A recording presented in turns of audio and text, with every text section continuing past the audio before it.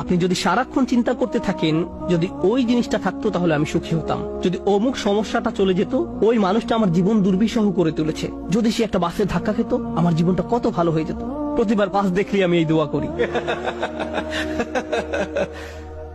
আমরা সব সময় নিজেদেরকে একথা বলে বুঝাই, যদি অমুক মানুষটি বা অমুক সমস্যাটি জীবন থেকে চলে যেত তাহলে জীবন কত সুন্দর হয়ে যেত, অথবা যদি অমুক দুঃখটি দূর হয়ে যেত তাহলে সবকিছু পারফেক্ট হয়ে যেত। যদি মানুষের পরিবর্তন হতো, যদি পরিস্থিতির পরিবর্তন হতো, যদি পরিবেশের পরিবর্তন হতো, আমরা এভাবে ভাবতে থাকি সবকিছুর পরিবর্তন হলে জীবন সুন্দর হয়ে যেত, তাহলে আমাকে আর দুর্বল থাকতে হতো না। আমরা ভোগের উপর ভোগ করতে থাকি আর এতে পুরোপুরি আচ্ছন্ন হয়ে পড়ি। আর আল্লাহ আজ্জা ওয়া জাল্লা বর্ণনা করছেন, জানো তুমি কত দুর্বল? তুমি একটি মাছির চেয়েও দুর্বল। দুআফাত তালিব ওয়াল মাতলুব।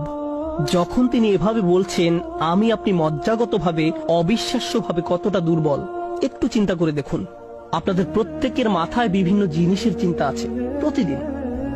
আমরা এখন রোজা রাখছি, নামাজ পড়ছি, আর আলহামদুলিল্লাহ নামাজ পড়ার সময় আমরা মনোযোগ ধরে রাখার চেষ্টা করি, কিন্তু এর বাইরে আপনার মাথায় কোন চিন্তা ঘুরঘুর করে? আপনি কি নিয়ে উদ্বিগ্ন থাকেন? আপনি কি নিয়ে চিন্তা করেন? কোন চিন্তাটি আপনার মাথায় সারাক্ষণ ঘুরতে থাকে? কোন জিনিসটির ব্যাপারে ভাবেন এটা যদি থাকতো, আর কোন জিনিসটির ব্যাপারে ভাবেন যদি এটা না থাকতো?